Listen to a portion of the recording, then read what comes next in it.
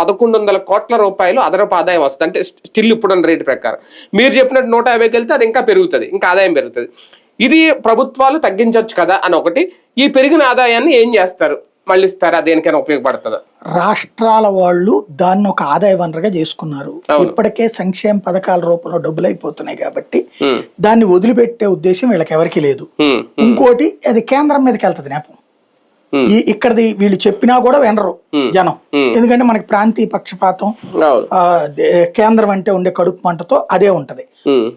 ఇక్కడ సమస్యల్లో ఏంటంటే రాష్ట్రాలు తగ్గించుకుంటే, ఇప్పుడు బీజేపీ పాలిత రాష్ట్రాలను తగ్గించుకున్నాయి, అందువల్ల మీకు బీజేపీ పాలిత రాష్ట్రాలు చాలా తక్కువ ఉంది రేట్లు. ఒక్క బీజేపీ ఏతర రాష్ట్రాలలోనే ఈ రేట్లు ఎక్కువ పలుకుతున్నాయి. మనకి ఆంధ్ర తెలంగాణలో ఎన్డీఏ పాలన అయినా సరే ఇట్లాగే. ఇప్పుడు ఒక లెక్క చూస్తే బేస్ ప్రైస్ 32.97, బేస్ ప్రైస్ 32.97 అంటే 33 రూపాయలు. Central excise 21.58. ఈ సెంట్రల్ ఎక్సైజ్ లో రాష్ట్రాలకు వాటా వస్తుంది. స్టేట్ వ్యాటు ప్లస్ సెస్ కలిపి 41 రూపాయలు 67 వసూలు చేస్తున్నారు మొత్తం ఒక లీటర్ మీద. డీలర్ కి డిస్ట్రిబ్యూటర్ మార్జిన్ 3 రూపాయలు 78.